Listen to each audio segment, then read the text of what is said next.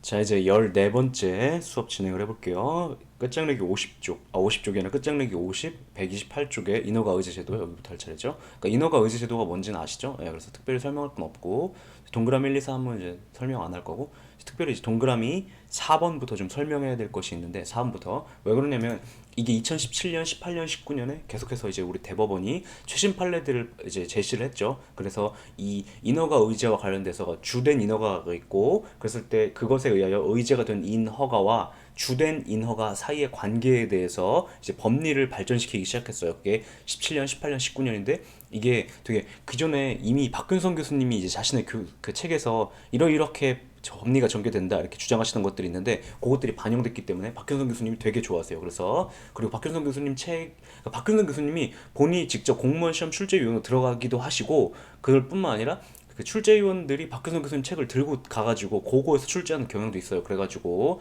고거과 관련해가지고 이 동그라미 4번, 5번 그리고 6번까지가 있는데 그것도 좀 건드려 볼게요. 4번 이제 강의했던 거긴 해요 이미. 의제된 인허가 실체적 요건을 구비하지 못했음을 이유로 주된 인허가 발급을 거부할 경우, 그러니까 주된 인허가가 있고 의제된 인허가가 있는데 의제된 인허가의 요건을 구비하지 못했다는 이유로 요거 발급을 안 해줄 때 그때 이에 대해 다투기 위해서는 어떻게 해야 되냐? 주된 인허가의 거부 처분에 대해 다투면서 의제되는이 아니라 주된 인허가 거부 처분에 대해 다투면서 의제된 인허가의 실체적 요건을 구비하였다는 사정을 주장하여야 된다고 본다. 이 니은 부분은 무슨 말이냐면 의제된 인허가 요건 구비했는데도 왜 발급을 안 해주냐 이렇게 싸워야 된다 이런 거죠. 그래서 의제된 인허가에 대해 쟁성을 제기하지 아니하였어도 그리고 의제된 인허가 거부에 관하여 불가증력이 발생하는 것도 아니라고 봐요. 왜냐면 의제되는 인허가 발급에 대해서는 거부 처분이 발급된 적이 없잖아요. 그죠? 그러니까 아무리 시간이 지났어도 불가증력이 발생하지 않는다. 왜냐하면 의제된 인허가에 대한 거부 처분은 실제로 발급된 적이 없기 때문이다. 이렇게 정리하시면 되고요. 뭐 요 실제로 발급된 적이 없기 때문이다. 이걸 갖다가 무슨 막 실제성 논쟁 이렇게 거창하게 이름을 붙이는데 실제로 발급된 적은 없는 처분인 것이기 때문에 그렇게 얘기하는 거죠. 그런데 반대로 그게 아니라 주된 인허가가 발급이 거부된 게 아니라 발급이 됐어요. 그 경우 또 상황이 달라요. 이로 인하여 다른 인허가 발급이 의제되는 경우 의제된 인허가 발급의 효과에 대해 다투기 위해서는 의제된 인허가를 대상으로 하여 싸워야 된다. 이렇게 말하고 있죠. 자, 거부랑 그러니까 주된 인허가 발급이 거부된 경우랑 주된 인허가 발급이 거부된 상황이 다르다고요. 근데 주된 인허가 발급되는데 누가 왜 싸우는 거야? 제3자가 싸우는 경우가 있겠죠. 쟤한테는 인허가 발급해주면 안 되는데 발급해주면 어떡하냐? 이런 이유로 제3자가 싸우기 때문에 이제 문제가 될 수는 있는데 아무튼 그럴 때에는 의제된 인허가 부분에 불만이 있다면 의제된 인허가 자체를 대상으로 싸우라. 왜냐면 이때는 의제된 인허가가 진짜로 발급된 것이기 때문에 발급된 것과 마찬가지로 취급되기 때문에 그렇죠. 그렇게 취급한다. 그 다음 동그라미 6번 주된 인허가가 발급되어 이로 인해 다른 인허가 발급이 의제됐는데 이 경우도 이제 발급된 경우에 대한 법리죠. 의제된 인허가 발급의 실적 요건을 구별하지 못했으니 발견된 경우 그러니까 의제된 인허가가 이 경우에 발급돼서 안 되겠는데 의제된 인허가가 발급된 것 같은 효과가 발생하게 되어버렸죠. 그때 행정처는 의제된 인허가에 대해서만 직권 취소한 처리를 할 수 있다고 봐요. 그렇게 정리가 되고 있고 그 다음에 그 129쪽에 그 관련 조문 정리는 이제 인허가 의제가 뭐냐 그 예시적으로 보여드린 거죠. 그냥 혼자 보시면 될 것 같고 이렇게 규정을 두어가지고 인허가 의제가 이루어진다. 그리고 예를 들어 보시면 인허가 의제가 1호부터 의제된 인허가가 25호까지 있단 말이에요. 그러니까 막 25개가 인허가 의제가 되고 막 그래요. 보통 이래요. 그래서 이런 것들을 의미한다. 됐고요. 나머지 다 혼자 보셔도 될 것 같고 넘기시면 130쪽에 가셔서 7번 지문 볼게요. 7번 지문 주된 인허가에 의해 의제된 인허가는 원칙적으로 주된 인허가로 인한 사업을 시행하는 데 필요한 범위 내에서만 효력이 유지되는 것이므로 주된 인허가로 인한 사업이 완료된 이후엔 효력이 없어진다. 이렇게 OX 물어보고 있는데 이게 무슨 말인지 해설 보시면 바로 이해가 돼요. 택지개발 사업 실시계획 승인을 받으면 사업 시행을 위하여 도로 점용 허가가 의제된다는 규정이 택지개발 촉진법에 있었는데 이 실시계획 승인을 받은 자가 택지개발 사업과 관련한 그 사업 시행 일환으로 도로의 전력관을 매설하였다 하더라도 그 사업 시행 완료 후 이를 계속 유지 관리하기 위해 도로를 점용하는 것에 대한 점용 허가까지 그 실시계획 승인에 의해 의제된다고 할 수는 없다. 무슨 말이냐면 택지 개발 사업을 하기 위해 도로 점용 허가가 필요했기 때문에 이 도로 점용 허가 발급이 의제가 된 것인데 그 후에 택지 개발 사업을 하기 위한 게 아니라 도로에 이제 전력관 매설이 이루어졌나 봐요. 그걸 점용 허가를 받아갖고 그 매설된 전력관을 유지 관리하기 위한 목적으로 계속 도로 조명 허가가 발급된 것 같은 효과가 인정되는 것은 아니다. 발급됐다? 그럼 그 인허가 의제가 이루어진 목적이 달성됐다? 그럼 인허가 의제 효력이 사라져 버리는 것이다. 이렇게 얘기하고 있는 것이죠. 기본 강의 때 하죠. 이것도 됐고 그다음에 또 9번 지금 볼까요? 행정청이 주된 인허가 거부 처분을 하면서 의제된 인허가 거부 사유를 제시한 경우, 그러니까 자 주된 인허가 발급 거부 신청을 했는데 안 된다고 하면서 왜 안 되느냐면 이 의제된 인허가 관련 요건을 구비하지 못했다 너는 이렇게 하면서 거부했대요. 그때 의제된 인허가 거부는 실제로 존재하는 게 아니어서, 그러니까 의제된 인허가 거부라는 것은 실제로 거부가 된 건 뭐뿐이에요? 주된 인허가 거부뿐이죠. 그래서 실제로 존재하는 처분이 아니어서 의제된 인허가 거부에 대하여 쟁송을 제기하는 것은 허용되지 않고, 이 경우에는 주된 인허가 거부에 대한 쟁송을 제기하면서 그 쟁송에서 의제된 인허가 거부에 문제가 있음을 주장하는 방어를 타된다라고 이제 992 10988 사건에서 얘기했죠. 네, 했고 오선지도 뭐 혼자 풀어보세요. 네, 오선지도 여기는 이제 뭘 물어본 거냐면 A 허가에 대해 B 허가가 의제되는 것으로 규정된 경우 A 불허가 처분을 하면서 B 불허가 사유를 들고 있으면 A 불허가 처분과 별개로 B 불허가 처분도 존재하는 것이냐? 아니죠. B 불허가 처분이라는 것은 실제로 존재하는 것이 아니어서라고 얘기하죠. 그래서 아니다. 실제성 논쟁 아니다. 얘기하고 있는 거예요.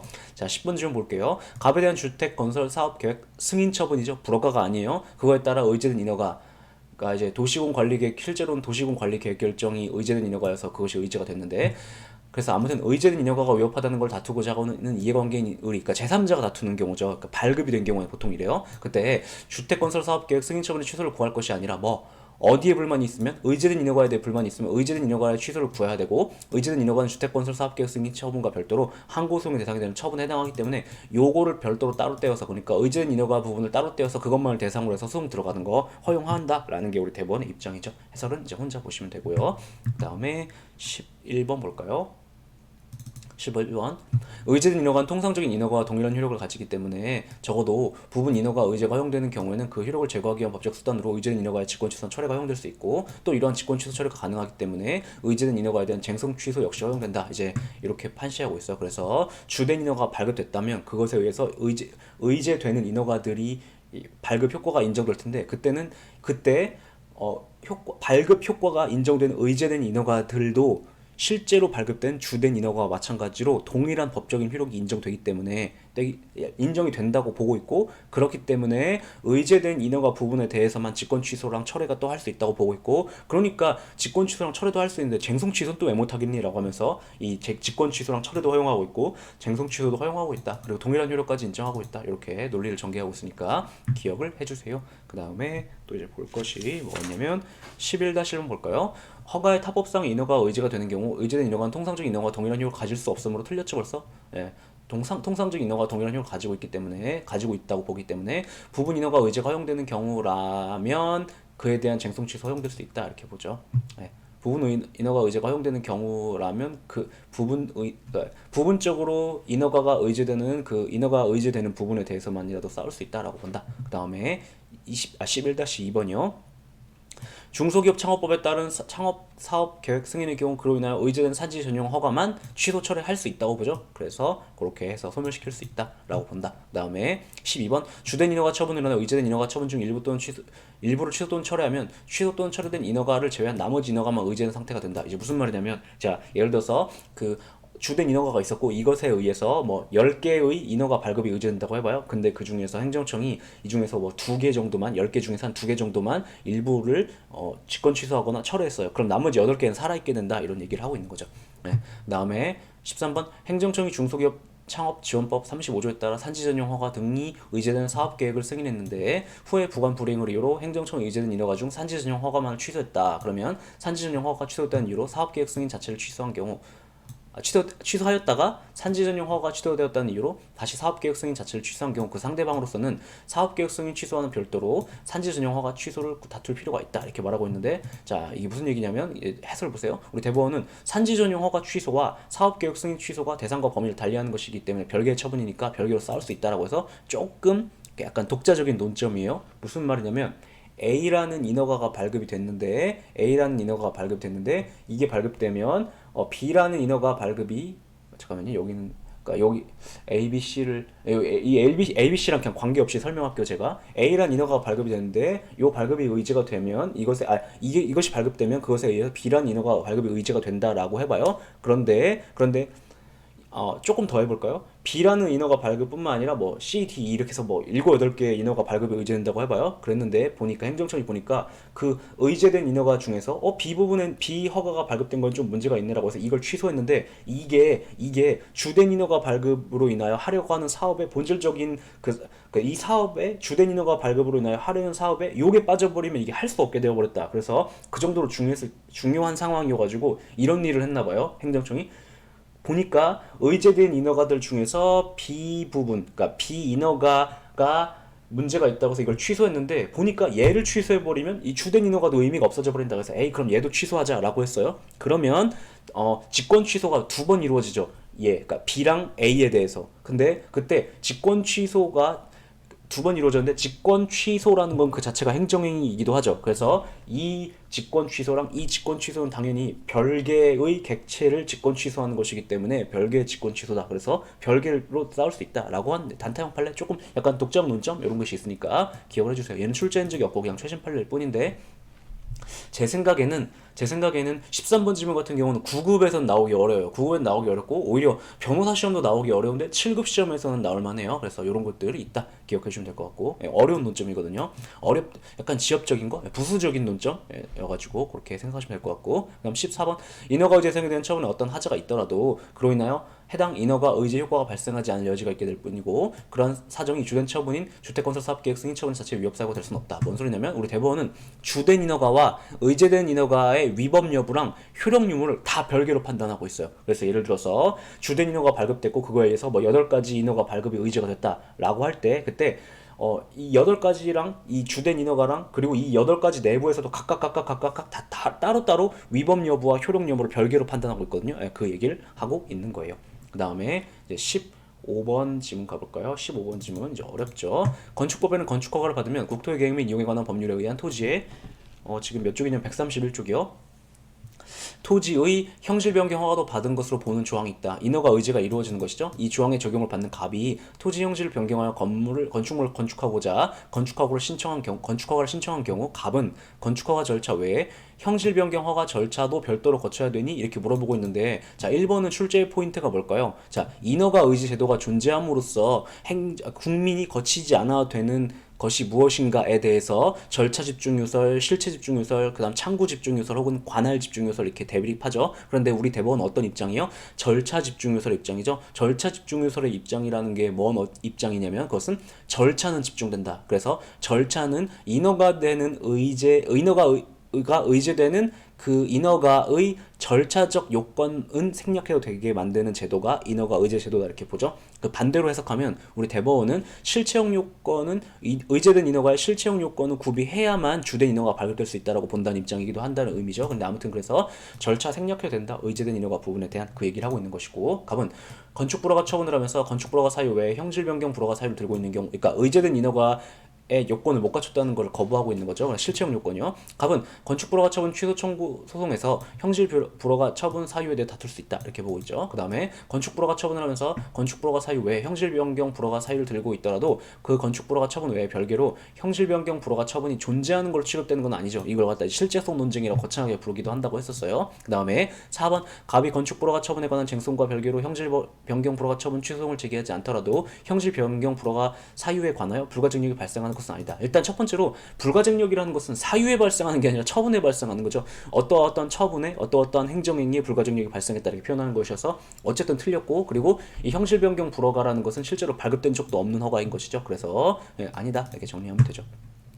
그 다음에 16번 질문 볼게요. 16번이요. A군수는 갑에게 중소기업 창업 지원법 35조에 따라 공장 설립 등의 승인, 도로 전용 허가, 산지 전용 허가, 농지 전용 허가 이렇게 4개가 의제되는 사업계획을 승인하는 처분을 했어요. 그래서 A군수가 갑에게 사업계획을 승인하려면 중소기업 창업지원법 제35조 제1항 1호부터 4호까지 허가 등 전부에 관하여 관계행정기관의 장과 일괄하여 사전 합의를 할 필요는 없고 농지의 전용 허가만이 의제되는 사업계획을 할 수도 있다. 이게 변호사 시험에 출제가 됐던 건데 1번 질문은 무슨 얘기하고 있는 거냐면 부분 인허가 의제 제도라는 것을 알고 있냐 이런 얘기죠. 다시 부분 인허가 의제 제도라는 것을 알고 있냐 이렇게 물어보는 거죠. 부분 인허가 의제 제도가 뭐예요? 급한데 지금 그러니까 의제된 인허가들에 대해서 다 협의를 하려면 시간이 너무 늦어지는 거예요. 그래서 지금 당장 필요한 것은 원래 주된 인허가만인데 원래 인허가 의제 제도라는 건 국민에게 편의를 주기 위한 목적으로 만들어졌는데 그것이 존재함으로써 오히려 국민에게 그 부여에 장애를 초래한다. 그럴 때는 이제 본래 취지에 따라 일단 협의가, 그러니까 의제된 인허가들 중에서 협의가 이루어지지 않은 것들이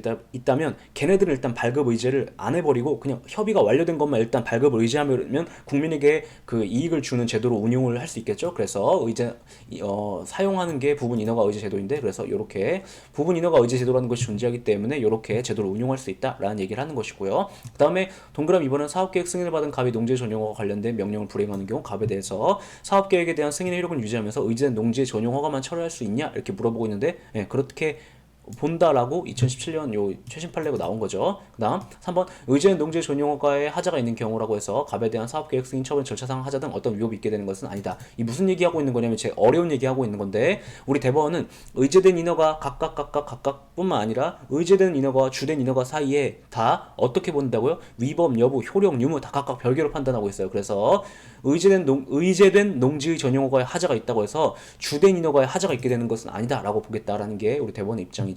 되게 이것도 어려운 내용 중 하나예요. 어려운 내용 중 하나예요.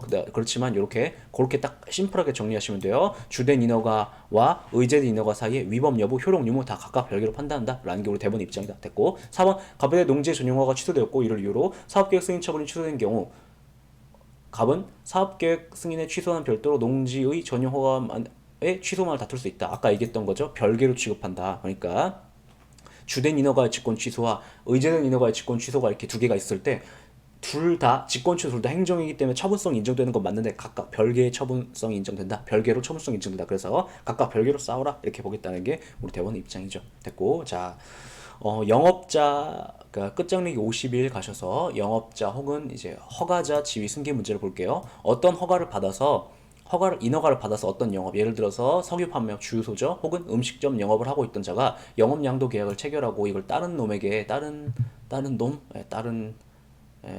다른 사람에게 이전한 경우 사법상으로는 영업자의 지위가 곧바로 이전돼요. 그러니까 사법상의 법률 관계는 그냥 이전돼요. 이거는 상법의 영역이에요. 그래서 디테일하게 몰라도 되고, 사법상으로는 그 알아서 하고, 근데 우리는 행정법이니까 공법을 배우는 거잖아요.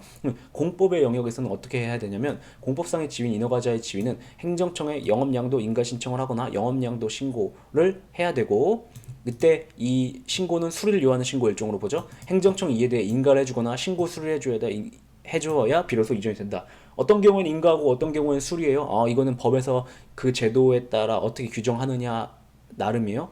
다만 이 경우는 인가를 받아야 되냐, 이 경우는 수리까지 있어야 되냐 이렇게 물어보지 않고, 그런 건 아예 출제 포인트가 아니에요. 그런 거 몰라도 상관없어요. 그렇다. 됐고, 그 다음에 뭐 동그라미 2번은 혼자 보셔도 되고, 그 다음에 관련 조문 정리 나와 있는데, 요것은 이 제재 효과의 승계 가부와 관련된 조문인데 눈으로 직접 보시라 라는 거예요. 됐고, 그 다음에 넘기시면 133쪽 가볼까요? 133쪽 가셔서 보시면 그 3번 질문 볼게요. 3번 질문 중요하죠. 3번 질문 볼게요. 자, 행정청이 식품위생법 규정에 의하여, 지금 어디냐면 133쪽 3번 질문이요. 행정청이 식품위생법 규정에 의하여 영업자 지위 승계 신고를 수리하는 처분은, 영업자 지위 승계 신고, 요거 수리를 요하는 신고고, 그거에 대한 반응으로서 이루어지는 수리니까 얘는 행정행위고, 그러니까 처분성이 인정되는 거죠. 처분은 종전의 영업자의 권익을 제한하는 처분이라 할 것이고, 무슨 말이냐면 이 수리를 해버렸다고 해봐요. 그러면 종전에 영업을 하던 사람이 있고 양도인이 있고 양수인이 있을 텐데, 양도인은 그때부터 영업자의 지위를 상실하게 되죠. 그래서 영업자에겐 침익적인 행동을 결과적으로 하는 것이 된단 말이에요. 그래서 종전의 영업자의 권익을 제한한 처분이 할 것이다 이렇게 말하는 것이고, 그래서 종전의 영업자는 그 처분에 대하여 직접 그 상대가 되는 자에 해당한다고 봄이 상당하므로 행정청으로서는 위 신고를 수리한 처분함에 있어서 행정절차법 소정의 당사자에 해당하는 종전의 영업자에 대하여 위 규정 소정의 행정절차를 실시하고 처분을 하여야 된다 이렇게 말하고 있죠. 자, 이거 무슨 얘기하고 있는 거냐면, 행정절차법 얘기가 여기서 또 맞물리는 거예요. 행정절차법에 보면 여기 뭐가 나오냐면, 해설 잘 나와 있구나. 해설 볼게요. 원래 이게 사전 통지와 같은 불이익 처분 절차, 그러니까 불이익 처분 절차가 불이익한 처분을 발급할 때 해야 되는 절차들이 있어요. 대표적으로 사전 통지가 있고, 그 다음에 의견 청취, 그 다음에 청문, 공청회 뭐 이런 것들이 있죠. 그런데 그거는 언제 누구한테 밟아주는 거예요? 처분에 직접 상대방에게 불이익한 처분을 할 때 그때 누구에게 하는 거예요? 처분에 직접 상대방과 행정청이 행정 절차에 참여하게 한 이해관계인에 대해 밟아야 하죠. 그런데 자, 우리 대법원은 이 대법원은 수리를 영업자 지위 승계 신고에 대한 수리는 종전의 영업자에 대해서 얘를 직접 상대방으로 하는 침익적인 처분이기도 하다 이렇게 보고 있어요. 그래서 침익적 처분을 하니까 침익적 처분 절차를 밟아야 하는데 침익적 처분 절차는 누구에게 밟는다고요? 침익적 처분에 직접 상대방이랑 행정청이 행정 절차에 참여하게 한 이해관계인에게 밟는데 이 경우에는 직접 상대방이라고 봐가지고 걔에 대해서는 그 행정 절차에 실시하고 처분을 해야 된다 이렇게 보고 있고 되게 중요한 판례예요. 굉장히 중요한 판례예요. 여기 보시면 동동동 이렇게 나와 있죠. 다 빈출되고 있다는 얘기예요. 그렇게 그리고 5선지로 이렇게 나왔죠. 또 볼게요. 5선지까지 워낙 중요하기 때문에 그래요. 지금 출제가 하나 둘 셋 넷 다섯 번 됐죠. 다섯 번. 그런데 그러니까 최근 기출로만도 다섯 번이 됐죠. 자, 3-4번 볼게요. 행정절차법상 사전통지의 상대방인 당사자는 행정처분에 대하여 직접 그 상대가 되는 자를 의미하므로 이렇게 밑밥을 깔았는데 이미 밑밥에서부터 틀렸죠. 행정절차법상 사전통지는 누구한테 해요? 직접 상대방이랑 행정청이 행정절차에 참여하게 한 이해관계인에게 하기 때문에 당사자에게만 하는 건 아니죠. 자, 조금 미묘한 표현이 나오는데 당사자 행정절차법에서 행정절차법에는 당사자 등이 있고 당사자가 있죠. 당사자 등은 처분에 직접 상대방과 행정청이 행정절차에 참여하게 한 이해관계인을 통틀어 걷는 개념이고 당사자라고만 하면 누구를 가리키는 거예요? 처분에 직접 상대방을 가리키는 거예요. 그래서 사전통지 상대방인 당사자는 직접 상대가 되는 자를 의미하므로 라고 얘기하고 있는데 제가 이렇게 읽어보니까 이 부분은 틀린 게 아니구나. 맞죠? 이 부분은 문제가 없네요. 보니까 죄송해요. 행정절차법상 사전통지는 당사자 등에게 하는데 그 중에서 당사자란 처분의 직접 상대가 되는 사람을 의미하니까 라고 문장을 얘기한 거니까 여긴 문제가 없죠. 그런데 어디가 틀렸냐면 식품위생법상의 영업자 지위 승계 신고를 수리한 행정청은 영업자 지위를 이전한 종전의 영업자에 대하여 사전통지를 할 필요가 없다. 틀렸죠. 우리 대법원은 그 종전의 영업자를 직접 상대방이라고 보고 있죠. 그래서 해야 한다라고 보고 있어요. 그 얘기 하고 있는 것. 다음 4번 볼게요. 공매 등의 절차로 영업시설의 전부를 인수함으로써 영업자의 지위를 승계한 자가 관계행정청에 이를 신고하여 관계행정청이 이를 그 신고를 수리하는 처분에 대해서는 종전 영업자는 그 처분의 취소를 구할 법률상 이익이 인정된다. 이제 무슨 얘기하고 있는 거냐면 자, 지위 승계 신고를 수리해버리면 무슨 일이 벌어져요? 종전의 영업자는 영업자 지위를 상실하게 되고 현재 이제 새로운 영업자는 영업자 지위를 새로 취득하게 되죠. 그래서 이 수리는 종전 영업자에 대해서는 침익적이고 새로운 사람에 대해서는 수익적이란 말이에요. 그런데 이때 자, 종전 영업자한테 그 수리에 대해 쌓을 수 있는 원고 적격이 있냐 물어보는 건데 있다고 봐야겠죠. 왜냐면 이 처분으로 인하여 피해를 보는 사람은 종전 영업자니까. 이해가 되죠? 그 얘기하고 있는 거 됐고 뭐가 많이 나오는지 모르겠어요. 광고가 이 알약 꺼버리는 방법 없나? 아무튼 자, 그 다음에 비교해야 될 것으로 4-3이 있는데 4-3이요. 볼게요.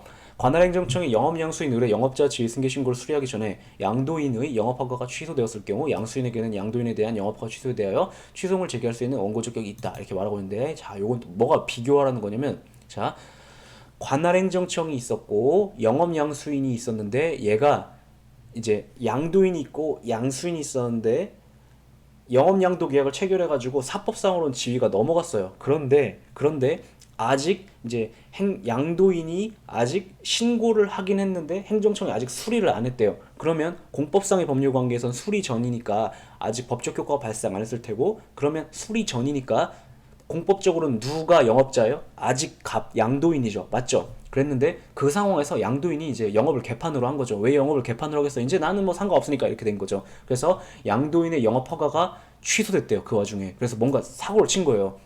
그랬을 때 과연 양수인 을에게 그 영업허가 취소에 대해 싸울 수 있는 원고 적격이 있냐 물어보는 건데 이제 왜 문제가 되냐면 영업허가 취소는 누구에 대해서 한 거예요? 갑에 대해서 한 거죠. 근데 제3자인 양수인 네가 뭐해? 이렇게 문제가 된 거예요. 근데 대법원이 뭐라고 보냐면 싸울 수 있다라고 봐요. 왜냐하면 왜 싸울 수 있다라고 볼까요? 왜냐면 현실적인 이해관계는 얘이기 때문에 그래요. 그 장사와 관련해서 더 이상 양도인에게는 아무 관심이 없거든요. 양도인에게 아무 관심이 없기 때문에 이 경우에 양도인은 그 취소를 해도 싸우질 않아요. 싸우지도 않는다고요. 그러니까 이때 현실적이고 직접적인 이해관계가 있는 양수인에게 원고 적격을 인정할 수 있다 이렇게 말하고 있는 것인데, 자 이때 착각하면 안 되는 게, 그러면 양도인에게는 인정 안 되고 양수인에게만 인정된다는 거예요? 아니 그게 아니라 양수인에게도 인정해줘야 되는 상황이다 이렇게 얘기하고 있는 것 뿐이에요. 그러니까 오해는 하지 마시고 그렇게 정리하시면 될 것 같아요. 그 다음에 4-4 그 133쪽이죠. 비교 좀 볼게요. 4-4 법령상 채석 허가를 받은 자의 명의 변경 제도를 두고 있는 경우, 이게 명의 변경 제도를 두고 있다는 것은 해설에도 써 있는데 양도 양수가 가능한 경우라는 의미죠. 근데 아무튼 경우 명의 변경 신고를 할 수 있는 양수인은 관할행정청이 양도인의 허가를 취소하면 법률상 이익이 인정된다. 그거에 대해 똑같은 얘기하고 있는 거죠. 뭐랑 4-3이랑 4-4가 동지예요. 얘가 같은 얘기. 그다음에 4-5 이게 지금 비슷한 것들, 헷갈리는 것들 각각 행정법 영역에 막 흩어져 있는 거 싹 끌어모은 거예요. 참고로 이제 이미 이제 초시가 아니신 분들은 아시겠지만 이 테마노트, 원래 이 교재가 끝장내기 교재가 기존에 이제 테마노트를 개정한 건데, 그 테마노트의 장점 중 하나가 뭐였냐면 이 관련 지문들을 구석구석에 막 흩어져 있는 것들을 주관적으로 조금이라도 헷갈릴 여지가 있는 것들은 다 긁어 모아서 비교하라고 막 병치해 놓은 게 이게 특징이거든요. 그래서 지금 4-5번도 그러한 맥락에서 관련은 없는데 헷갈릴 여지가 있기 때문에 끌고 온 건데, 4-5번은 그 변경, 그 영업자 지위가 변경하는 것 관련돼서 대상 적격과 관련된 거예요. 그러니까 4-3과 4-4는 원고 적격과 관련된 판례였는데 4-5는 대상 적격 관련된 건데, 이제 무슨 얘기인가 볼게요.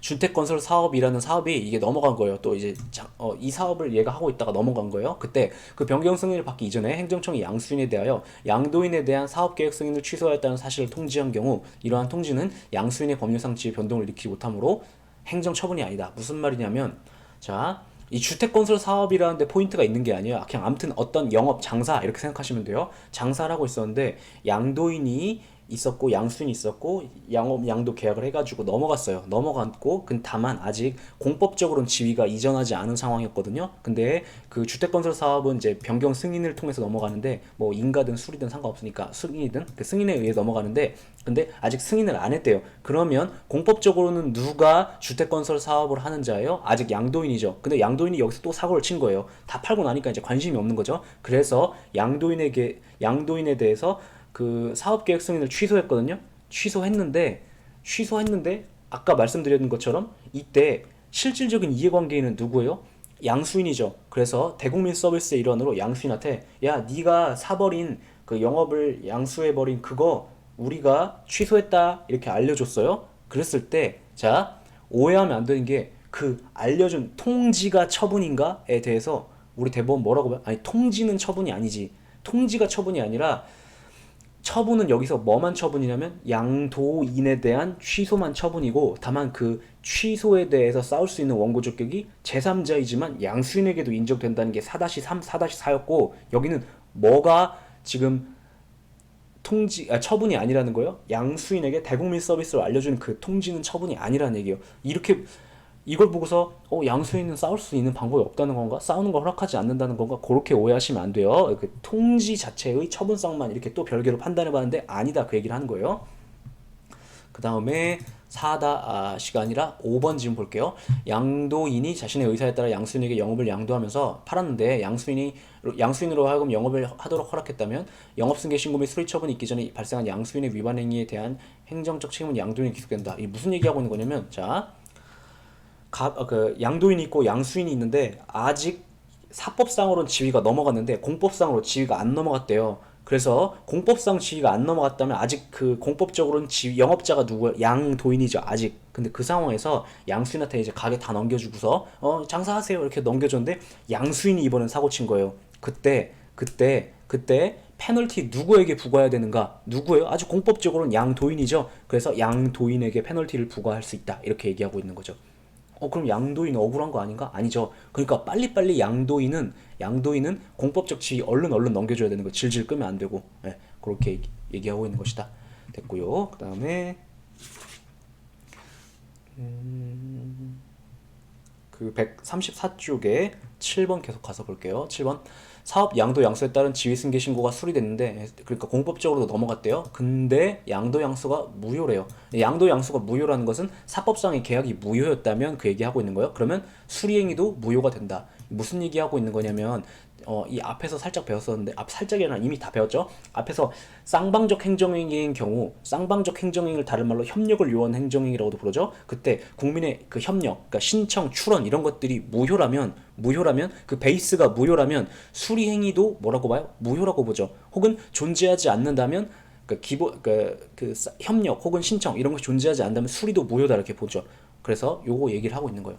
무효거나 아니면 아예 존재하지 않았다. 그러면 수리해도 무효다. 그리고 양도인 허가관청을 상대로 곧바로 행정소송으로 신고 수리 처분의 무효 확인을 구할 수 있다. 민사소송으로 양도인의 무효를 구하지 않아도 된다. 이건 무슨 얘기하고 있는 거냐면 이거 뭐랑 비교하는 거냐면 인가랑 비교하는 거예요. 동그라미 2번은 인가의 경우에는 쟁송법리가 발달해가지고 기본행위에 대해 하자가 있을 때는 기본행위에 대해서만 다투는 것이 허용되고 기본행위를 베이스로 이루어진 인가에 대해서 하자가 있을 때는 인가에 대해서만 다투는 것이 허용되죠. 그런데 그거는 인가가 법리가 쟁송법리가 발전해서 그래요. 발전해서 그렇지 않고 그냥 수리인 경우에는 그 기본행위 그러니까 베이스가 되는 행위 그러니까 국민의 협력이 무효인 경우라 하더라도 그냥 그러니까 국민의 협력이 무효라는 건 국민이 한 행위가 무효라는 거잖아요. 그런데 국민이 한 행위가 무효라 하더라도 그걸 토대로 이루어진 행정청의 행위에 대해서 싸울 수 있다는 얘기예요. 네. 행정청의 행위에 대해 싸울 수도 있고 아니면 그 국민이 한 협력 행위에 대해 싸울 수도 있고 그런데 수리인 경우는 그런데 그냥 아무거나 할 수 있다. 그냥 정리가 안 된 건데 인가의 경우에는 기본행위에 하자가 있으면 기본행위에 대해서만 그 다음에 인가에 대해 하자가 있을 땐 인가에 대해서만 싸우는 것을 허락하고 있는 것이 우리 대법원의 입장이고 그것이 7-2번까지 그 얘기를 하고 있는 거죠. 이해되시죠? 예. 그러니까 7번에 제가 동그라미 1, 이 넘버링을 한 이유가 뭐냐면 한 문장으로 표현했지만 여기서 하고 있는 얘기와 여기서 하고 있는 얘기가 별개이기 때문에 그렇게 얘기를 한 거예요. 그 다음에 7-3번 볼게요. 유효한 기본행위를 대상으로 인가가 행해진 후에 기본행위가 취소되거나 실효된 경우 인가도 실효된다 이렇게 보고 있어요. 그러니까 맨 처음에는 기본행위가 무효면 그걸 토대로 이루어진 인가도 무효거든요. 그런데 이 유효였다가 나중에 후발적으로 효력이 사라져버린 경우에는 뭐가 기본행위가 그랬을 경우는 인가도 효력이 또 사라진다라고 봐요. 그래서 이것도 관련된 지문이니까 묶어서 같이 학습해 주시고 그 다음에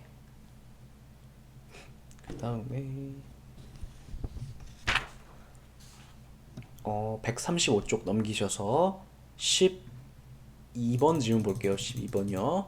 갑은 식품위생법상 식품접객업 영업허가를 받아 영업을 하던 중 자신의 영업을 을에게 팔기로 계약을 체결했고 을은 법이 정한 바에 따라 신고를 했대요. 승기 신고를 했대요. 예. 그래서 그걸 전제로 사례를 준 건데 관할행정청이 신고를 수리하기 위해서는 갑에 대하여 행정절차법상 불이익처분 절차를 거쳐야 하냐? 이거 빈출되고 있죠, 그죠? 양도인을 직접 상대방으로 봐가지고 불이익처분의 그래서 걔에 대해서 거쳐야 한다고 보고 있어요. 그 다음 2번 법령상 신고 요건을 갖춘 적법한 신고가 있다 하더라도 수리하기 전까지는 효력이 발생하지 않냐? 뭘 물어보는 거냐면 이거 자기완결적 신고냐 수리를 요하는 신고냐 이렇게 물어보고 있는 거예요. 복습해볼까요? 자기완결적 신고는 적법한 신고였다라면 행정청이 수리를 거부해도 효력이 발생해요. 그런데 수리를 요하는 신고는 문자 그대로 수리가 있어야 하는 것이기 때문에 적법해도 효력이 발생하지 않아요. 그럼 이런 생각이 들 수 있겠죠? 그럼 수리를 요하는 신고면 국민 너무 억울한 거 아니에요? 자기는 아무 잘못도 없는데. 그러니까 그때는 소송으로 싸우면 된다고요. 네, 그 얘기하고 있는 거. 물론 이렇게 말은 하지만 소송으로 싸우는 게 쉽지 않죠. 만만하지 않죠. 막 몇 년씩 걸리니까. 그래서 국민에게는 이제 자기 완결 신고가 훨씬 더 유리한 거예요. 그래서 가급적 학자들은 수리를 요하는 신고 개념을 자꾸 인정하고 있는 대법원의 입장을 비판해요. 수리를 요하는 신고가 국민에게 훨씬 불리한 건데 왜 자꾸 법에는 신고라고만 돼 있는데 그걸 왜 수리를 요하는 신고라는 독창적인 니들이 만들어낸 개념으로 자꾸 해석해갖고 국민의 자유를 제한하냐 그래서 비판을 하죠.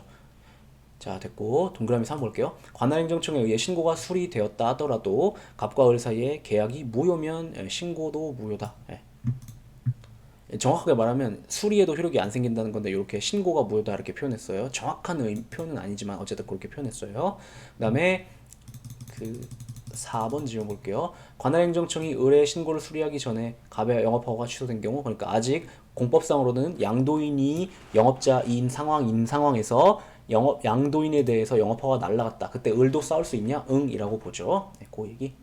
그 그다음에 13번 질문 볼게요. 갑은 식품위생법 71조 37조 37조 1항에 따라 허가를 받아 식품조사 처리업 영업을 하고 있던 중 뭔지 몰라도 되고 아무튼 장사를 하고 있던 중 을과 영업양도 계약을 했다. 당의 계약은 하자가 있는 계약임에도 불구하고 자 영업양도 계약이라는 것은 사법상의 계약이에요.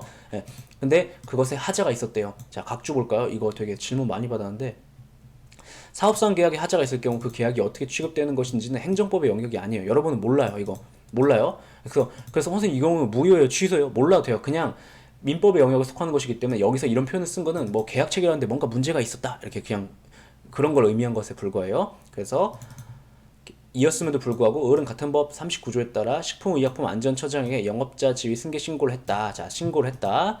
자, 동그라미 1번. 식품의약품안전처장이 을의 신고를 한다면 이는 실질에 있어서 을에게는 적법하게 사업을 할 수 있는 권리를 설정해주는 행위다. 이게 무슨 얘기냐면 자, 신고를 수리하면 양도인에게 대해서는 침익적 작용을 하게 되고 양수인에 대해서는 수익적 작용을 하게 되는데 실질적으로 어떤 결과가 발생하냐면 양수인은 어떤 지위를 취득하게 돼요? 종전에 그 양도인에게 발급되었던 허가가 얘한테도 또 발급되는 것 같은 효과가 마찬가지 효과가 발생하잖아요. 그걸 갖다가 실질적으로는 실질에 있어서는 을에게 권리를 설정해 주는 행위다 이렇게 표현을 해요. 이해되죠? 그다음 갑은 민사쟁성으로 양도 양소 행위에 무효를 구함이 없이 곧바로 이제 막바로가 이제 대법관이 쓰신 표현이에요. 그래서 이 막바로라는 표현 그대로 쓰는데 아무튼 막바로 수리 처분에 대해 들어갈 수도 있다. 그러니까 분명히 계약의 하자가 있었는데 수리에 대해 싸울 수도 있다. 행정청의 행위인 수리에 대해 싸울 수도 있다. 이렇게 보죠. 왜냐하면 수리의 경우에는 그 쟁송법리가 발전하지 않았기 때문에. 그 다음 3번 식품의약품안전처장이 의뢰 신고를 수리하는 경우에 갑과 의뢰 영업양도 계약이 무효라면 수리도 무효다. 그죠?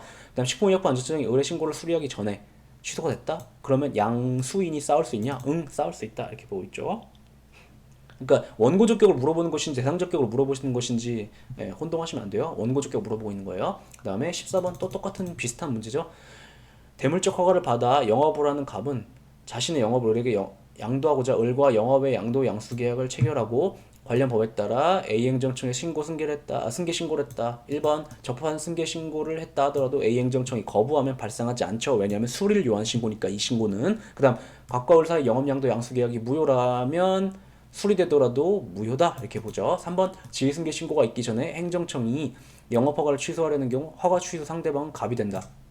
무슨 말이냐면 지위승계 신고가 있기 전이라면 아직 영업자 지위는 누가 갖는 거예요? 갑이 갖는 거죠. 그래서 갑한테 그러니까 취소를 한다면 그거는 을한테 취소를 하는 거니 갑한테 취소하는 거니 갑한테 어떠한 행위를 하는 것이 된다 이런 얘기를 하는 거죠. 그다음 명문의 규정이 없더라도 양도전 갑의 위반 행위로 을에게 제처분할 수 있다. 이게 무슨 얘기냐면 그 제재 사유 승계의 문제인데 여기 보면 대물적 허가라고 밑밥을 깔죠. 왜 그러냐면 대물적 허가인 경우는 우리 판례가 명문의 규정이 없어도 제재 사유가 승계된다라고 보고 있잖아요. 그래서 그래요. 됐죠? 그다음에 자 137쪽 가볼까요? 면제는 강의할 것이 없어서 면제는 출제도 지금까지 단 한 번 됐어요. 단 한 번. 그 다음에 특허 137쪽 가셔서 특허도 혼자 보시면 되고 설명할 건 없고요. 조금 강조하고자 한 것이 있다면 이거 예시들이요. 그대로 출제하고 있으니까 기억을 해주세요. 예시들 잠깐만요. 자 예시들 보시면 되고 그 다음에 이제 137쪽에 3번 질문 볼까요? 3번 질문에 3번 질문 공유재산의 관리청이 행하는 행정재산의 사용수익에 대한 허가는 가항상 특허로서의 성격을 갖는다. 공유재산이 뭐죠?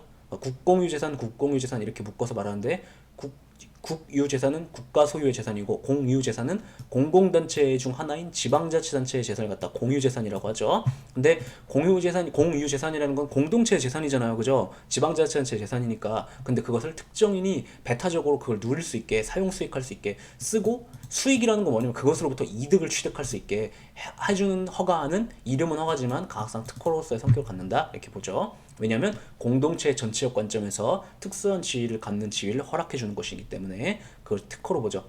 그래서 특허로서 성격을 갖는다라고 표현하기도 하고 설권행위냐 이렇게 표현하기도 하죠. 설권행위다 이렇게 표현하기도 하죠. 그 다음 3-1번 가봐요. 국립의료원 부설 주차장에 관한 위탁관리 용역 운영 계약. 자, 국립의료원이니까 그 의료원 어디에 서 있겠어요? 건물이? 국가 땅에 서 있겠죠. 그런데 그 부설 주차장이니까 그 부설 주차장도 국가의 것이란 말이에요. 근데 관한 위탁관리 용역 운영 계약. 이 위탁관리 용역 발음 어렵죠? 위탁관리 용역 운영 계약이 뭐냐면 그 사기업에 주차장을 운영하고서 거기서 이제 돈을 벌 수 있게 아웃소싱 주는 거예요. 그러니까 국가재산으로부터 특정인이 이득을 볼 수 있게 그죠? 장사를 할 수 있게 허락해 주는 거죠. 그래서 행정재산을 사용 수익할 수 있도록 허락해 주는 거죠. 그래서 형식은 계약이라 하더라도 그 실질이 특정인에게 국가의 재산으로부터 막 다른 사람을 상대로 이득을 보는 걸 허락해 주는 것이기 때문에 강학상 특허에 해당하고 그러니까 처분에 해당한다라고 봐요. 그래서 얘는 조금 약간 단타형 암기 판례이기도 하죠. 형식이 아니라 형식은 계약인데 형식이 아니라 실질에 따라 판단되는 것이다. 기억을 해주시고요. 시험에서 옛날 이 계약은 이 공법상 계약이 아니라 이렇게 말하고 있는데 얘가 실제로 오선지였어요. 계약은 공법상 계약에 해당한다. 그러니까 딱 이렇게 던져주면 자 다시 보세요. 국립오리온 부설 주장에 관한 위탁관리 용역 운영 계약은 공법상 계약에 해당한다. 이렇게 던져주면 아 이거 공법상 계약에 해당했던 얘랑 아닌 얘 외웠냐 물어보는 것 같은데 이렇게 생각한다고요. 아니고 그냥 특허잖아 이거 특허 계약이 아니라 그거 알고 있냐? 생각나? 이렇게 물어보는 거죠. 네. 그 다음에 4번 사회기반시설 민가투자법 뭐 이거 지하철 막 9호선 만들고 그러는 거죠. 그거 관련돼서 민간투자사업의 사업자 시행자 지정은 공법상 계약이 아니라 행정처분에 해당한다. 뭔 소리야? 해설 보면 자 이거 특허에 해당한다는 거 본다는 건데 자 무슨 말이냐면 그 민간 투자 사업의 시행자로 딱 지정이 되면 국고로부터 보조를 받아요. 그래서 국민이 낸 돈으로 모은 돈인 국고로부터 특별한 혜택을 보는 거죠. 그래서 이거 특허라고 봐요. 네, 그래서 누구를 민간 투자 사업의 사업 시행자로 지정할까 해서 너 이렇게 딱 지정하면 각종 혜택을 본다고 세제상의 혜택 아니면 금전 지원 막 이런 거 다 본다고요. 그래서 그럼 막 경우에 따라 토지 수용권도 인정되고 막 그렇잖아요. 그래서 그때는 강상 특허에 해당한다라고 보고 있는데 그건 판례 원문은 아니고 그냥 판례는 이 사업 시행자 지정 처분이냐 아니냐 이렇게 물어봤는데 행정 행위니까 당연히 처분성 인정되겠죠. 근데 지금 얘가 출제가 안 됐는데 같은 판례에서 사업 시행자로 지정된 후에 그 지정에 따라 이루어진 자 이제 너를 지정했으니까 나랑 이제 계약 체결하자 했어요. 그래서 공사 비용의 액수, 공사 완료 기간 등 구체적인 권리 의무 내용을 정하는 사업 실시 협약은 공법상 계약에 해당한다라고 본 게 있으니까 지금 얘가 출제가 안 되고 있으니까 기억을 해주세요. 물론 2007년 판례인데 지금 10년째 안 되고 있어서 이제는 좀 많이 출제 가능성이 떨어진 것 같긴 해요. 그렇지만 언제 출제가 됐는지 보세요. 16년에서야 처음으로 출제가 됐죠. 그래서 얘도 조금 유력하니까 같이 엮어서 기억을 해주세요. 그 다음에 자 넘기면 138조에 이제 강의할 것이 없고요. 또 넘기면 139쪽 가시면 계속 강의할 게 없네요. 해설 다 써놨으니까 기억을 해주세요. 특히 뭐 변 이런 거 있죠. 변비 더러운 지문이죠. 비교 지문이면서 변별력 확보 목적으로 출제한 건데 또 변 또 이렇게 되어 있죠. 더러워요. 그냥 외우세요. 이거 저도 이거 그냥 외워요. 그리고 논문 이거 뭔 소린가 이해하기 위해서 박사학위 논문까지 읽어봤는데 박사학위 논문에서도 비판을 하고 있어요. 대법원 잘못했다. 그래서 그냥 외워주셔야 돼요. 이해할 수가 없어요. 그 다음에 그 끝장내기 54 뭐 인가 이렇게 되어 있는데 인가도 뭐 특별히 강의할 것은 없죠. 인가 뭔지 아니까. 다만 여기서 이런 거 중요한 거예요. 막 예시로 이해하라고 써놓은 건가 보다 했는데 아니죠. 이거 그냥 일일이 하나하나 다 물어봐요. 사립학교 설립인가, 뭐 사립학교 법인 이사 해임 승인, 사립학교 법인 그다음 학교법인 임원 취임 승인 이런 것들, 사립대학 총장 취임 승인 이런 것들. 그 다음에 조금 요즘 막 한국 부동산 서울 부동산 가격 계속 올라가고 있잖아. 요즘 뭐 서울뿐만 아니라 부산 뭐 대구 그 얼마 전까지만 해도 막 대전 광주가 막 올라갔었는데 지금은 부울경 해가지고 부산 울산 여기 또 막 장난질하고 있죠. 투기 세력들이. 그래서 특히 그 투기 세력 중에 중국인들 들어가 있잖아요. 그죠? 외국인 토지 취득허가 이거 강학상 인가로 분류한대요. 그래서 혹시 뇌피셜상 얘가 출제 가능성이 있진 않을까 하지만 한 번도 출제가 된 적이 없어갖고 문제은행에 들어간 적이 없어서 출제될 것 같진 않아요. 근데 아무튼 이런 것도 강학상 인가로 분류된다. 됐죠? 그리고 140쪽 가보시면 이제 관련 조문 정리가 있는데 얘는 뭐냐면 요렇게 쓰여 있는 경우를 강학상 인가로 분류한다는 건데 예를 들어 볼게요. 민법 42조 사단법인의 정관은 몰라도 돼요. 총사원 3분의 2 이상의 동의가 있는 때 하나 이를 변경할 수 있다. 그러나 정수에 관한 정관의 다른 규정일 땐 그 규정에 의한다 이렇게 되는데 자 뭐라고요? 그 동의가 있을 때 변경할 수 있는데 자 또 2항 보세요. 정관을 변경하면 주무관청의 허가를 받아야 되는데 그거 안 받으면 효력이 없대요. 그러면 그 주무관청의 정관 변경에 대한 허가는 무슨 작용을 하는 것임을 알 수 있어요? 아, 효력부여작용이구나. 법적인 효력부여작용. 그래서 이름은 허가여도 그것은 효력부여작용이니까 인가라고 본다. 그래서 정관 변경, 사단법인의 정관 변경에 대한 주무관청의 허가는 인가다. 이렇게 해석하는데 이런 식으로 해석을 하는 거죠. 예.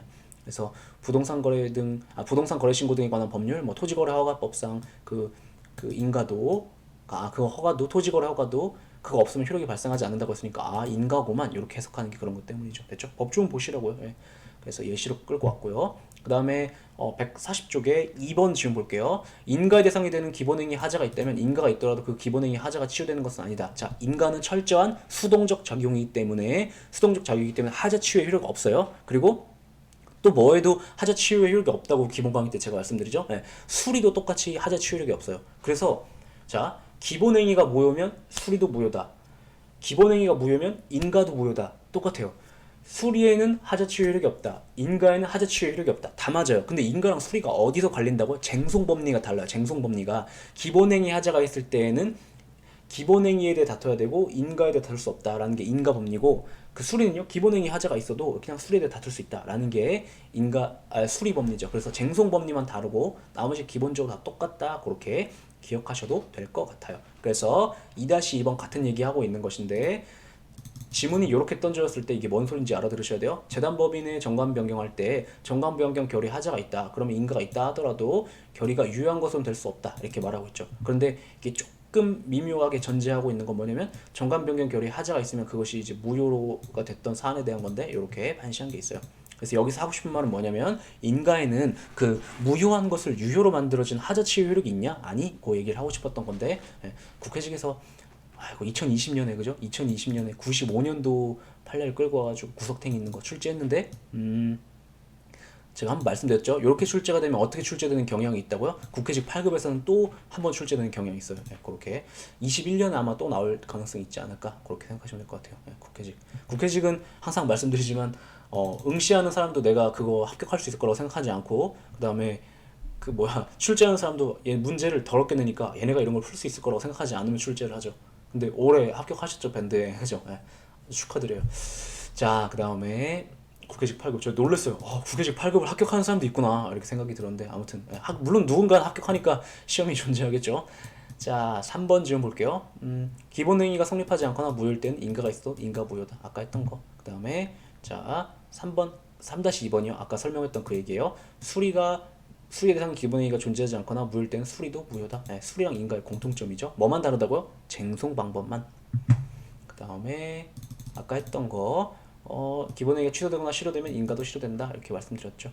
그 다음에 4-1번 같은 얘기하고 있는 건데, 구외자 도입법에 따른 처음 보는 판례다. 망했다 생각하지 마시고, 구외자 도입법에 따른 기술 도입 계약에 대한 인가는 기본행위인 기술도입 계약을 보충하여 그 법률상 효력을 완성시키는 보충적 행정이 지나지 아니하므로, 기본행위가 날라갔다 그러면 처분청의 무효선이나 취소 없어도 당연히 소멸한다. 그러니까 당연히 무효가 된다 이런 얘기예요. 네. 당연히라는 추가적인 행위를 요하지 않고 그 얘기하는 거죠. 근데 이런 것들도 사실 군무원도 진짜 82년도 판례를 굳이 아무런 중요성도 없는 구탱이 걸 끌고 와가지고 출제하는 경향이 있어요. 그래서 되게 국회직 8급이랑 군무원이 비슷하죠. 예, 근데 이렇게 출제한 적이 있는데 그냥 덜렁 이렇게 보면 뭐지 이거 뭐지 막 이렇게 생각할 수 있는데 이렇게 눈으로 봐두셔야 하죠. 예.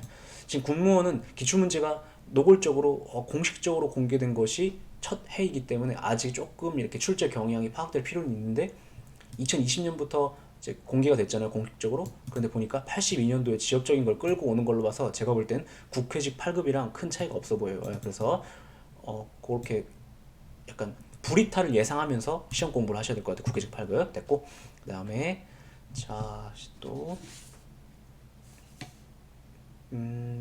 141쪽에 8번 질문 볼게요. 자, 허가는 사실행위와 법률행위를 모두를 대상으로 하지만 인가는 법률행위만을 대상으로 한다. 이렇게 말하고 있죠. 허가는 사실행위와 법률행위를 모두 대상으로 하지만 인가는 법률행위만을 대상으로 해요. 자, 요거는 이제 인가랑 허가를 비교하는 건데, 인가는 암기할 게 아니죠. 인가는 애초에 개념 자체가 법적 효력을 부여해 주는 거예요. 근데 사실행위라는 것은 애초에 법적인 효력이라는 것이 없죠. 그러니까 있을 필요도 없고, 그러니까 법적인 효력이 필요한 것은 법률행위뿐이에요. 물론 자, 이렇게 조금 딴 얘기로 가볼게요. 제가 기억이 나시는지 모르겠지만 엄밀하게 말하면 법적 행위라고 해야 옳고, 법률 행위라고 말하면 민법상 행위만을 말하는데 우리 행정법 교수님들이 민법 공부하신 지가 너무 오래돼가지고 법적 행위와 법률 행위를 동의어로 쓰시는 경우가 대부분인데 여기서도 그런 경우예요. 그래서 아무튼 여기서 말하는 것은 사실행위가 아닌 행위를 이렇게 말하는 것 뿐이에요. 잠깐만요. 국어사전 되게 똑똑하다. 보시면 국어사전에서도 사법적인 효과를 발생시키는 행위라고 말하고 있잖아요. 그러니까 와 이게 되게 똑똑하네 진짜. 네, 국어사전에서도 그죠? 그래서 원래 이게 민법상의 개념이에요. 근데 어쨌든 여기서는 국어사전도 알고 있는 걸 행정법 교수님들은 모르시는 거죠. 아무튼 법률 행위라고 말할 땐 이것은 엄밀하게 말하면 사법상 행위만을 말하는 건데 그렇게 엄밀한 개념으로 따지지 마시고 얘는 그 법적 행위와 동의어로 쓰고 있다. 그래서 아무튼 인간은 법적 행위만을 대상으로 하지만 허가는 사실행위와 법률행위를 모두를 대상으로 한다는 점은 다르죠. 예를 들어서 허가는 음식점 영업 허가를 해주면 그 매매 계약을 적법하게 체결할 수 있게 해주고요. 그 다음에 사실행위 예를 들어서 운전면허 발급, 자동차 운전하는 건 법적 행위가 아니죠. 그냥 자동차 운전하는 거지. 예. 그래서 이렇게 사실행위와 법적 행위를 모두 대상으로 한다는 점에서 차이가 있다. 기억하시면 될 것 같고 기본 강의 때 했던 얘기죠. 됐고요. 그 다음에 자 11번 가볼게요. 11번이요. 11번은 이제 이 독재적인 법리가 있는데 제가 15번까지만 하고 쉴게요. 15번까지만. 자, 11번 볼게요. 토지거래 허가제에서의 토지거래 허가는 유동적 무효의 상태에 있는 법률행위의 효력을 완성시켜준 인가적 성질을 띈 것이라고 보는 것이 타당하다 이렇게 말하고 있는데 자, 첫 번째 출제의 포인트는 토지거래 허가가 이름은 허가인데 강학상 인가냐 허가냐 이것을 물어보는 것이 가장 첫 번째 포인트예요. 그리고 결론은 뭐죠? 강학상 인가라고 본다. 허가가 아니라.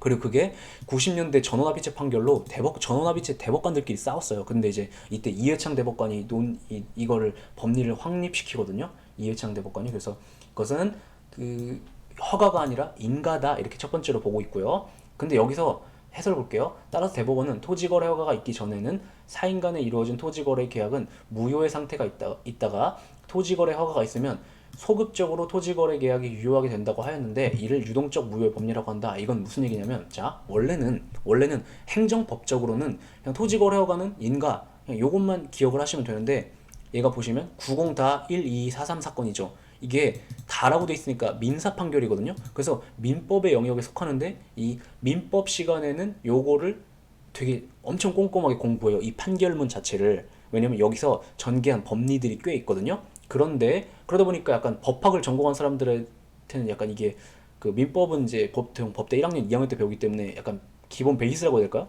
그런 게 있다 보니까 요것 관련해서 이건 민법의 얘기인데 그것까지 다 출제하는 경향이 있어요. 그래서 그 중 하나가 뭐냐면 첫 번째가 유동적 무효의 상태에 있다고 봐요. 자, 갑과 을이 어떤 토지 투기로 인하여 집가 상승이 우려되는 지역에 있는 땅을 사고 팔았어요. 그러면 원래는 땅을 사고 파는 건 그냥 자기들끼리 사법상의 계약이기 때문에 그냥 그거 하면 그걸로 끝이거든요. 그리고 등기하면 이제 소유권 넘어가는 건데 근데 그 토지거래 허가 구역으로 지정된 땅에서의 토지에 대한 거래는 그 군수나 뭐 시장 이런 사람의 허가가 있어야 된다고 봐요. 그랬을 때 아직 허가를 안 받았다. 그러면 그 당사자들 갑과 을이라고 할게요. 사고 판 사람들을 갑과 을 사이에 매매 계약의 법적인 효력은 어떻게 되는 것인가? 그것은 유동적 무효야 이렇게 부르는데 무효면 무효지 뭐 유동적 무효는 뭐야? 이게 뭔 소리냐면 일단은 무효인데 허가받으면 소급적으로 유효하게 돼. 요렇게 그 전압이체 판결에서 법리를 전개했어요. 그래서 그걸 갖다가 유동적 무효 상태라고 봐요. 그래서 첫 번째 유동적 무효라는 글자가 뭔 소리인지 이해하셔야 되고 그 다음에 그때 또 요것도 출제하는데 소급적으로 유효가 하게 된다라고 표현했다는 것도 기억을 해주세요. 요것도 중요 출제의 포인트예요. 이거 원래 민법 얘기인데 행정법에서도 그냥 교수님들이 변별력은 확보해야 되겠고 모르겠지 얘네 하면서 출제하시곤 해요. 그래서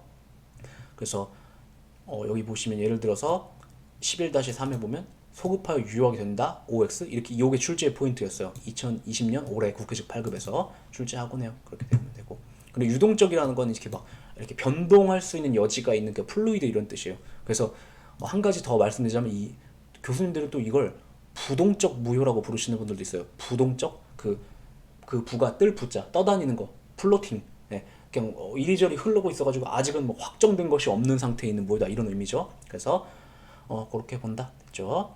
그래서 여기 11-3번은 이미 강의를 해버렸죠. 소급하여 유효하게 된다라는 것까지 출제 포인트니까 기억을 해주시고, 그 다음에 자 15번 마지막 질문 강의하고 쉴게요. 자, 사립학교법은 학교법인에 임한 정관이 정하는 바에 의하여 학교법인의 이사회에서 선임하고 관할청의 승인을 얻어 취임하는 것을 규정하고 있다. 그래, 알았어. 그 다음 A 학교법인은 이사회를 소집하지 않은 채 B를 임원으로 선임하여 취임 승인 요청을 하였고 이에 대해 관할청은 취임을 승인하였다. 자, 뭔가 지금 막 비위가 있었던 거죠, 그죠? 이사회 소집 안 하고 그냥 막 선임해버린 거죠. 아, 그냥 네가 하세요, 막 이렇게 한 거죠. 1번 관할청에 임원 취임 승인이 있었다 하더라도 선임 절차상의 하자는 치유되지 않는다. 자, 여기서 물어보고 있는 거 뭐냐면 이 승인은 강학상 인가지 알고 있지? 자, 그럼 이제 인가에 대해서 좀 물어볼게. 이런 문제인 거예요. 어렵죠? 예. 요것이 인가라는 것을 캐치해내지 못한다면 이제 인가에 대해서 물어보려는 취지였다는 걸 파악해내기가 쉽지 않죠. 근데 야, 1번 뭘 물어보는 거냐면 인가에는 하자 치유력이 없지? 응, 그 얘기하는 거예요. 그 다음 2번 임원 선임 절차상의 하자를 이유로 관할청의 취임 승인 처분에 대한 취소를 구하는 소송은 허용되지 않는다. 무슨 얘기하는 거냐면 인가는 기본행위 하자가 있으면 기본행위에 대해서만 싸울 수 있고 인가의 하자가 있으면 인가에 대해서만 싸울 수 있지. 근데 기본행위가 여기서 뭐예요? 임원 선임 절차상의 하자죠. 그것에 하자가 있다는 이유로 관할청의 취임 승인 처분에 대해 싸울 수 없지? 응, 그 얘기하고 있는 거고. 그 다음 3번 학교법인의 임원 선임 행위에 대하여 항고소송으로 선임 취소송을 제기하여 그 효력을 다툴 수는 없다. 이렇게 얘기하고 있는데, 자, 임원 선임 행위에 대해서 항고송을 제기해가지고 선임 취소송을 제기하고 그 효력을 다툴 수 없다라고 하고 있는데, 자, 요거는 자 A 학교법인의 임원 선임 행위가 과연 처분이냐 이렇게 물어보는 건데 아니에요. 다시 학교법인이 임원을 선임한 행위는 처분이냐 물어보는 건데 그게 아니라 학교법인의 임원 승인 선임이 자 임원 선임은 학교법인 내부에서 이사회에서 이제 결정을 하는 거예요. 그런 다음에 우리는 이 사람을 선임했어요 라고 그 선임 행위에 대해서 행정청의 승인을 받는데 그 승인이 인가인 것이고, 그 3번이 조금 혼자 보기는 어려울 텐데, 그럼 임원 선임은 누구의 행위예요? 행정청의 행위예요? 아니면 국민들의 행위예요? 그 사인의 행위예요? 사인 행위하고. 그래서 얘는 사법상의 사법상 행위예요. 그래서 항고송 들어갈 수 있냐? 뭔 소리야? 처분이어야 항고송 들어갈 수 있지. 근데 처분이 아니라 행정청 행위가 아니라 그냥 사인들의 행위라고요. 그래서 얘는 그 민사소송으로 들어가야 돼요. 이거 좀 써두실까요? 임원 선임 행위, 요렇게까지 의아하실 수가 있으니까 써두시라고요. 뭐냐면 임원 선임 행위? 뭔가 행정청 행위는 아닌 것 같고 처분이 아니라는 거 알겠는데 공법상 행위로 볼 수 있진 않을까? 당사소송 들어가야 되는 건 아닐까 이렇게 생각하실 수 있는데 아니에요. 사법상 행위고 민사소송으로 싸야 된다고 봐요. 다시 임원 선임 행위 당연히 행정청이 하는 행위가 아니니까 처분 아니고, 그래서 항고송 안 되고, 그러면 처분은 아니어도 혹시 공법상의 행위일 수는 있지 않을까요? 근데 그것도 아니고 사법상의 행위라고 봐요. 왜냐면 그냥 사립학교에서 그냥 내부에서 대표 뽑는 문제예요. 그래서 그렇게 본다는 거. 그러니까 사립학교 법인이 언제나 행정주체나 행정청으로 취급되는 게 아니에요. 얘네들은 이제 학생에게 학위를 수여할 때 막 그럴 때나 아니면 정보 공개할 때 그럴 때는 행정청으로 취급되지. 그렇게 보시면 되고. 그 다음에 4번 마지막 볼게요. 관할청의 임원 취임 승인은 비에 대해 학교법인의 임원으로서의 포괄적 지위를 설정해준 행위가 아니라 인가에 해당한다. 이게 오선지로 깔렸었는데 뭐뭐로서의 포괄적 지위를 설정해주는 행정행위, 이걸 뭐라고 하죠? 이게 특허의 일종이죠, 맞죠? 그래서 이게 이렇게 출제했어요. 관할청의 임원 취임 승인은 B에 대하여 학교법인의 임원으로서의 포괄적 지위를 설정해주는 행위이다. X. 뭐라는 거죠? 특허 아니라 인가다라는 걸 물어보고 있는 거죠. 그래서 이 문제 풀 때 출제 포인트가 뭘까? 이거 인가라는 걸 기억해야 풀어낼 수 있었던 거죠. 이거를 제가 볼 때는 의도적으로 이 4번을 맨 뒤에 깐 것 같아요. 만약에 4번을 1번 선지에 깔았잖아요. 그러면 이거 특허 아니라 인가지. 그러니까 인가에 대해 물어보고 있는 건데 라고 보통 다 생각하는데, 이거를 4번으로 깔아버리니까 뭘 물어보는 거지? 하다가 4번에 가서야 이거 인가 물어보는 거네 하고서 1, 2, 3을 다시 읽게 해가지고 시간이 걸리게 만들잖아요. 그죠? 그래서 그렇게 해서 의도적으로 어렵게 출제한 것 같긴 한데 그렇게까지 깊은 뜻이 없었을 수도 있죠. 그럴 가능성도 높죠. 근데 아무튼 그렇게 출제했고 4번은 특허가 아니라 인가다, 강학상 인가다, 그걸 얘기하고 있는 것이다. 됐죠? 자, 그러면 쉬었다가 그 143쪽에 끝장내기 55 재건축 재개발부터 다시 들어갈게요. 수고하셨어요.